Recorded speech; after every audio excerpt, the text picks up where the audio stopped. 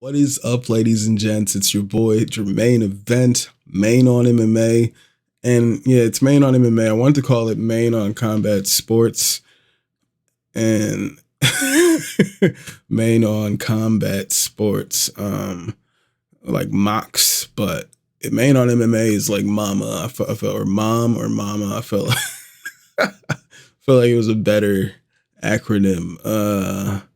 Anywho, I mentioned this because today we're watching a video from the channel Cloister, and this is about your boy Devin Haney. It's about why Devin Haney is not fighting. The sad truth, ladies and gentlemen. Let's look into this video. Let's see what's going on with our boy Devin Haney. It's probably because of the lawsuit, but let's check it out. Alright fellas, we gotta talk about Devin Haney. It's been months since the Ryan fight and still Haney is hiding in the shadows. As he waits, the 140-pound division is changing rapidly, and not in a way which really benefits him. His path back to a world title seems to be getting more and more challenging by the minute, and him waiting on the sidelines isn't gonna change that. So, what paths can he exactly take following his last horrific fight?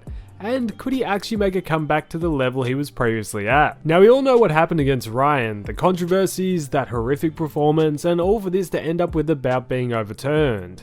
But let's be honest, by the time it was overturned, the damage was already done. This one loss has left him in a lot of trouble. People complain over criticism about one loss, comparing it to the MMA world where a loss means a lot less. And yes, that mentality can carry over into boxing, but in the case of Devin Haney, there is a good chance that this loss could mark the beginning of the end. And why is that the case? Well, that loss really showed what Devin Haney's biggest weakness is, and that is facing opposition that's actually his size.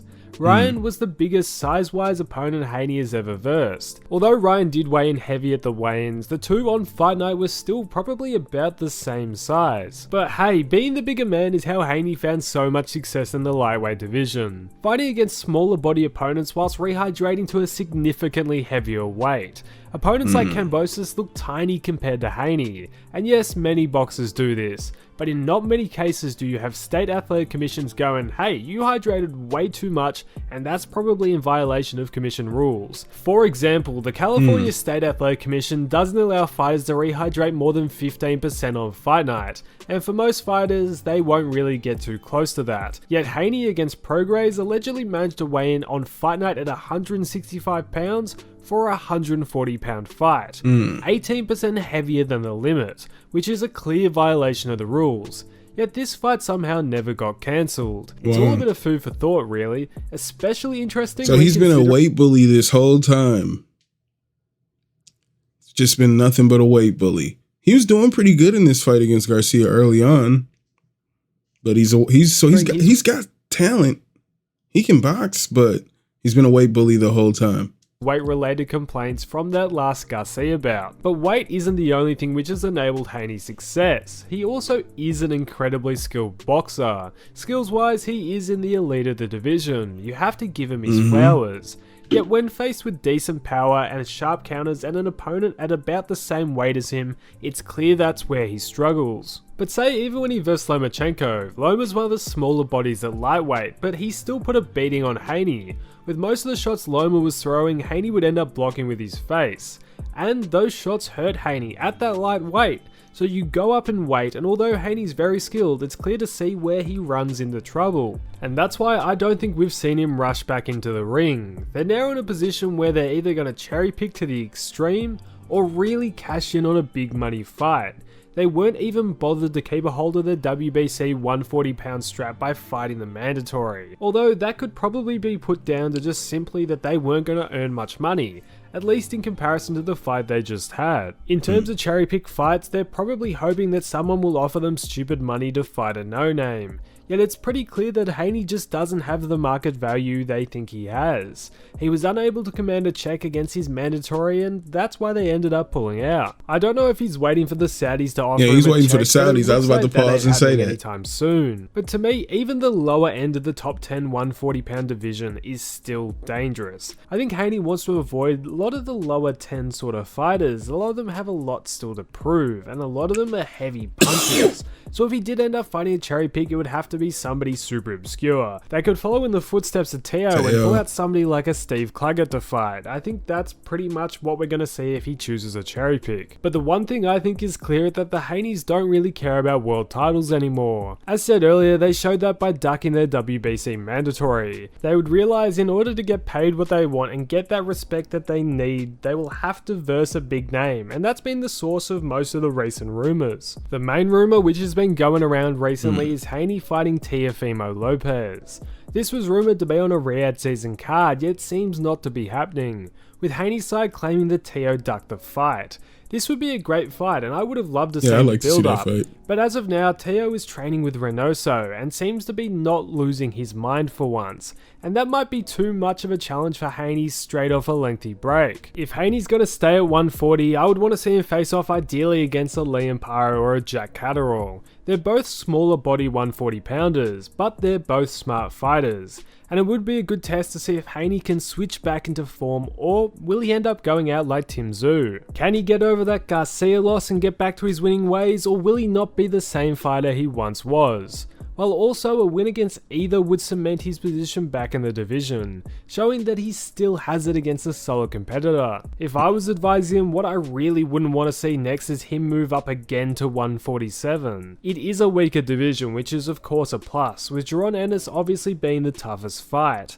But with Haney struggling against bigger fighters, moving up again might not be the best move. Yeah, I don't think he should fight Stanionis, Barrios, or even Big Khan potentially giving him trouble. A fight against Ben could make a lot of money, but if he somehow lost, it would be genuinely career-ending. Of course, they could just be waiting for the Ryan Garcia rematch, although I think this is unlikely. Maybe the Haney camp thinks they can get their get back. I guess this is the main way to silence all the haters. Beating Garcia in dramatic fashion would get them right back on the track and would lead to a trilogy fight.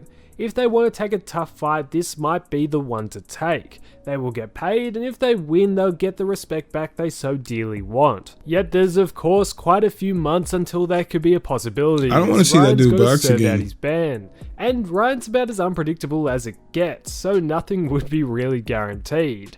And in today's world of boxing, surely still one of them will want a warm-up fight. But somehow maybe the stars could align and we could see the rematch. Which, let's be honest, we all want to see. No. The bottom line is I just want to see him back in the ring as soon as possible. The longer he I don't want to see Garcia fight ever. I want to hear about this dude. waits, the bigger of a challenge it will be to come back. Hopefully he gets back to business soon and we see him back in the ring sooner rather than later. But either way, his comeback's gonna be tough. Yet I guess only time will tell to see if he truly has what propelled him to the top still in him. Now let me know how you see Haney make a comeback. Who do you see it against and how do you think it will go down? Let me know all your thoughts down below. If you enjoyed though, please consider liking and subscribing, it does a ton to help the channel. Anyways, thanks for watching fellas, and I'll catch you in the next one. Shout out to Cloister for that look on Devin Haney. You know, it's unfortunate because I always thought, I was sad when I saw that Devin Haney wasn't training with Floyd Mayweather anymore. And I would say, dude, go back to Floyd. But if you guys aren't unfamiliar, Floyd and Devin Haney's father had a crazy back and forth on the phone, or it was like a interview on a podcast or something like that. And I think Devin Haney's dad called in to just went crazy on Floyd. It was one of the most unhinged things I've ever heard. And yeah, I think there's no reconciling between the camps. There's beef with Gervonta Davis, but I think Davis has beef with Floyd as well. It's just all this stuff in the air, man. All this stuff in the air. So I would personally not like to see Garcia box anybody. I don't want that dude around anymore. All right. For me, he's Voldemort. We don't talk about that nigga. All right. Devin Haney, on the other hand, the man of the hour, I would like to see Devin Haney just come back and fight, man. And if you're being a weight bully, if you can still make that weight, and I say go back down. Go back down and do what got you here. All right. Go back down and do what got you here, but what do you guys think in the comments, ladies and gents? Let me know. Do you think Devin Haney is waiting around for a rematch with Garcia for some reason after this man embarrassed him in front of the world and was on steroids and was just saying he doesn't care and then was going off on all these racist rants? Is that the fight you guys want? Or do you feel like maybe Devin Haney should move up? Maybe he should fight Boots Ennis. Maybe he should. Let me know what you guys think is the next best move for Devin Haney. Ladies and gentlemen, let me know in the comments. Thank you guys once again for being here. Hit that like, hit that subscribe, and I will see you when I see you. I'll holla.